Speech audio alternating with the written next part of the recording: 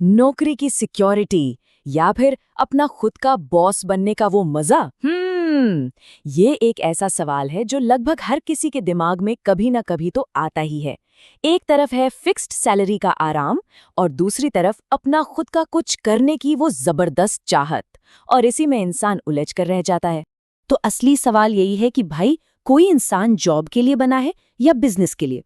आज की इस पड़ताल में ना हम इसका जवाब किसी करियर काउंसलिंग या एप्टीट्यूड टेस्ट से नहीं ढूंढेंगे, नहीं। हम इसे देखेंगे वैदिक ज्योतिष के चश्मे से, जो खुद को समझने का एक बहुत ही गहरा तरीका है। तो फटाफट देख लेते हैं कि आज का हमारा सफर कैसा रहेगा।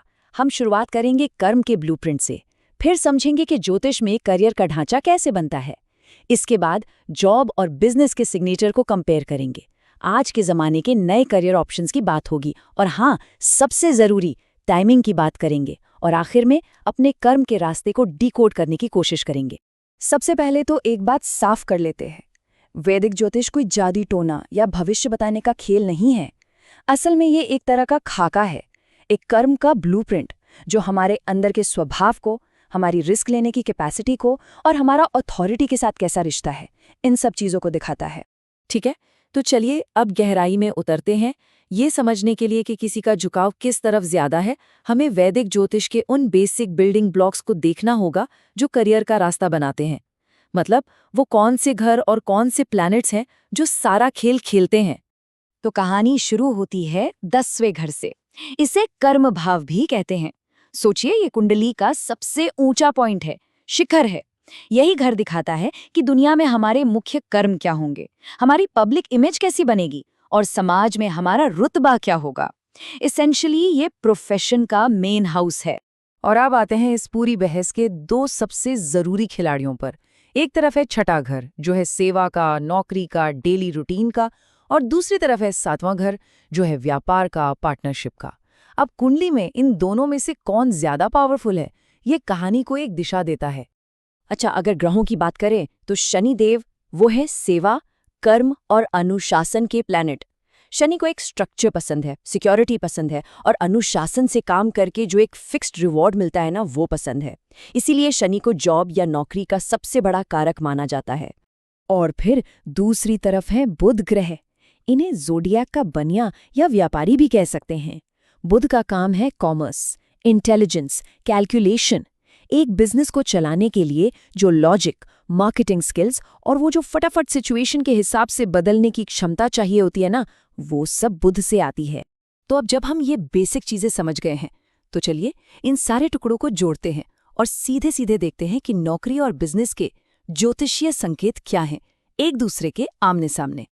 देखिए, मामला काफी सीधा है। अगर किसी की कुंडली में छठा घर 7वें घर से ज्यादा मजबूत है, तो ये नौकरी की तरफ एक बहुत ही क्लियर इशारा है।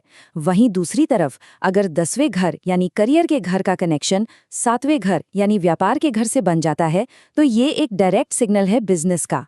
ये स्लाइड बहुत ही दिलचस्प है। ये दिखाती है कि कैसे ग्रहों की एनर्जी दो बिल्कुल अलग तरह की पर्सनालिटी बना देती है। नौकरी करने वाला इंसान एक सेट स्ट्रक्चर में खुश रहता है और उसे फाइनेंशियल सिक्योरिटी सबसे पहले चाहिए, जबकि बिजनेस करने वाले को रूटीन से, किसी के नीचे काम करने से सख्त नफरत होती है, और वो बड़े रिवॉर्ड्स के लिए बड़ा रिस्क लेने से भी नहीं हिचकता। लेकिन आज की दुनिया सिर्फ जॉब या बिजनेस तक ही तो सीमित नहीं है ना? अब तो फ्रीलांसर्स हैं, कंसल्टेंट्स हैं, साइड हसल का कल्चर है। तो चलिए देखते हैं कि ज्योतिष इन नए रोल्स के बारे में क्या कहता है। वो लोग जो सेल्फ एम्प्लॉयड हैं और अपनी दिमागी काबिलियत बेचते हैं, जैसे डॉक्टर, वकील या कंसल्टेंट, इनकी कुंडली में अक्सर बृहस्पति यानी जुपिटर बहुत स्ट्रांग होता है, क्योंकि बृहस्पति ज्ञान और सलाह का ग्रह है। तो ये न तो पूरी तरह से नौकरी है, न ही बिजनेस। ये अपनी बुद्धि बेचने का काम है। और ये जो साइड हसल का ट्रेंड है, इसका क्या?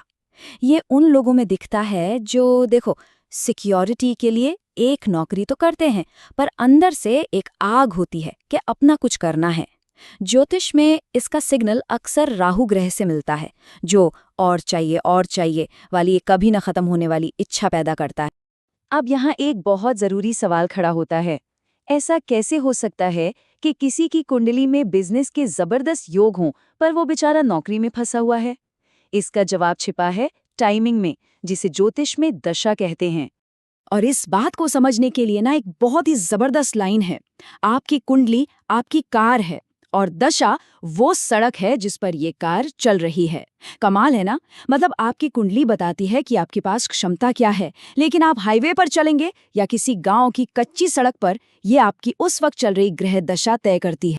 तो इसका सीधा सीधा मतलब ये हुआ कि मौजूदा हालात इस बात पर बहुत निर्भर करते हैं कि आप किस ग्रह की सड़क पर सफर कर रहे हैं। हो सकता है कुंडली में बिजनेस के योग हों, पर नौकरी वाली दशा चलने के कारण इंसान खुद को नौकरी में फंसा हुआ महसूस करे।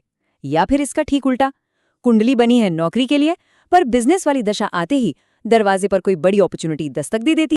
चलिए अब इस सारी जानकारी को कुछ आसान सवालों में बदलते हैं जो इन ज्योतिषीय सिद्धांतों के बेस पर खुद को समझने में मदद कर सकते हैं। खुद से ये 3 पावरफुल सवाल पूछने चाहिए।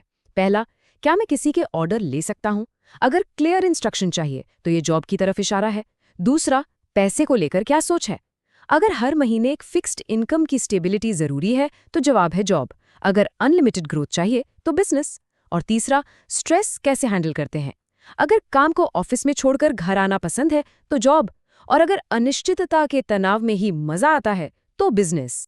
एक बहुत बड़ा मिथक ये है कि शनि, मंगल, राहु जैसे पापी ग्रह हमेशा बुरे होते हैं। इसे तोड़ना जरूरी है। सच तो ये है कि बिजनेस की जो बेरहम दुनिया है ना, वहाँ कंपटीशन को कुचलने और मार्केट क्रैश जैसी मुश्किलों में टिके रहने के लिए इन्हीं क्रूर ग्रहों की सख्त एनर्जी की जरूरत पड़ती है। तो चलिए इस पूरी बातचीत को इस एक दमदार सोच के साथ खत्म करते हैं। नौकरी करने में भी सम्मान है, सेवा करने में कोई शर्म नहीं है। असली मकसद ये है कि हम अपने कर्म के रास्ते को पहचानें और उसके साथ चलें, न कि इस दबाव में आए कि कोई एक रास्ता दूसरे से बेहतर है। जो रास्ता हमारे लिए बना है वही सबसे अच्छा है।